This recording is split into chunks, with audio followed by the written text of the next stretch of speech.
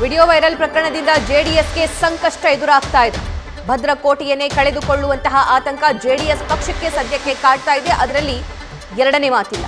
ಹಾಸನದಲ್ಲಿ ಜೆಡಿಎಸ್ ಈಗ ಮಂಕು ಕವಿದಿದೆ ಅನ್ನುವಂತಹ ಚರ್ಚೆ ಕೂಡ ಜೋರಾಗಿ ನಡೀತಾ ಇದೆ. ಹಾಸನ ಅಂದ ತಕ್ಷಣ ಜೆಡಿಎಸ್ನ ಭದ್ರಕೋಟೆ ಅನ್ನುವಂತಹ ಇಮೇಜ್ ಇತ್ತು. ಆದರೆ ಆ ಭದ್ರಕೋಟೆ ಈಗ ಛಿದ್ರ ಆಗುವಂತಹ ಲಕ್ಷಣಗಳು ಕೂಡ ಕಂಡು ಬರ್ತಾ ಇದೆ. ಜೆಡಿಎಸ್ನ ವರಿಷ್ಠರಿಗೆ, ಜೆಡಿಎಸ್ನ ನಾಯಕರಿಗೆ ಹಾಸನವನ್ನ ಉಳಿಸಿಕೊಳ್ಳುವುದಕ್ಕೆ ಆಗುತ್ತೋ ಇಲ್ವೋ ಅನ್ನುವಂತಹ ಆತಂಕ ಕೂಡ ಸದ್ಯಕ್ಕೆ ಕಾಡ್ತಾ ಇದೆ. ಜೆಡಿಎಸ್ನ ಕಾರ್ಯಕರ್ತರು ಕೂಡ ಈಗ ಅತಂತ್ರ ಪರಿಸ್ಥಿತಿಯಲ್ಲಿದ್ದಾರೆ. ಒಂದು ಮೈತ್ರಿ ಮಾಡಿಕೊಂಡ ನಂತರ ಅಲ್ಲಿರುವಂತಹ ಲೋಕಲ್ ಲೀಡರ್ಸ್ಗಳ ಮಧ್ಯೆ ಸಮನ್ವಯ ಸೃಷ್ಟಿ ಮಾಡುವಂತಹ ಕೆಲಸ ಯಡಿಯೂರಪ್ಪನವರಾಗಿರಬಹುದು, ಕುಮಾರಸ್ವಾಮಿ ಅವರಾಗಿರಬಹುದು, ಇವರೆಲ್ಲರೂ ಕೂಡ ಮಾಡಿದ್ರು. ಆದರೆ ಈಗ ಪ್ರಜ್ವಲ್ ರೇವಣ್ಣ ಅವರದ್ದು ಎನ್ನಲಾಗ್ತಾ ಇರುವಂತಹ ಈ ಅಶ್ಲೀಲ ವಿಡಿಯೋಗಳು ಸರ್ಕ್ಯುಲೇಟ್ ಆಗ್ತಾ ಇದ್ದಂತೆ ಜೆಡಿಎಸ್ ಪಕ್ಷಕ್ಕೂ ಕೂಡ ಹಾಸನ ಜಿಲ್ಲೆಯಲ್ಲಿ, ಹಾಸನ ಲೋಕಸಭಾ ಕ್ಷೇತ್ರದಲ್ಲಿ ಸಾಕಷ್ಟು ಮುಜುಗರ ಆಗ್ತಾ ಇದೆ. ಸೊ ಇದು ರಿಸಲ್ಟ್ ಮೇಲೆ ಇಂಪ್ಯಾಕ್ಟ್ ಬೀರುತ್ತಾ ಅನ್ನೋದು ಕೂಡ ಸದ್ಯಕ್ಕೆ ಚರ್ಚೆ ಆಗ್ತಾ ಇರುವಂತಹ ವಿಷಯ. ಹಾಗಾದ್ರೆ ಹಾಸನ ಕೈ ತಪ್ಪುತ್ತಾ? ನೋಡ್ತಾ ಹೋಗೋಣ. ಮೊದಲಿನಲ್ಲೂ ಕೂಡ ಜೆಡಿಎಸ್ನ ಭದ್ರಕೋಟೆ ಅಂತಂದ್ರೆ ತಟ್ ಅಂತ ಎಲ್ರಿಗೂ ನೆನಪಿಗೆ ಬರೋದು ಹಾಸನ. ಯಾಕಂದ್ರೆ ದೇವೇಗೌಡರು ಪ್ರತಿನಿಧಿಸ್ತಾ ಇದ್ದಂತಹ ಕ್ಷೇತ್ರ ಅದು.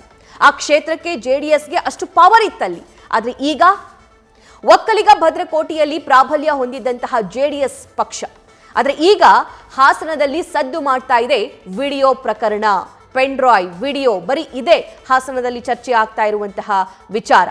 ಇನ್ನು ಪ್ರಜ್ವಲ್ ರೇವಣ್ಣ ವಿರುದ್ಧ ಕೂಡ ದೂರು ದಾಖಲಾಗಿದೆ. ಮತ್ತೊಂದು ಕಡೆ ಕುಮಾರಸ್ವಾಮಿ ಅವರು ಕೂಡ ರೇವಣ್ಣ ಕುಟುಂಬಸ್ಥರಿಂದ ಅಂತರ ಕಾಯ್ದುಕೊಳ್ತಾ ಇದ್ದಾರೆ.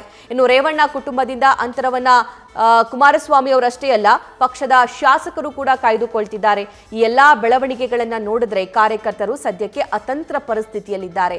ತಾವೇನ್ ಮಾಡಬೇಕು ಅನ್ನೋದರ ಬಗ್ಗೆ ಇನ್ನೂ ಕೂಡ ಆ ಭಾಗದ ಜನರಿಗೆ, ಕಾರ್ಯಕರ್ತರಿಗೆ ಸ್ಪಷ್ಟನೆ ಸಿಗ್ತಾ ಇಲ್ಲ.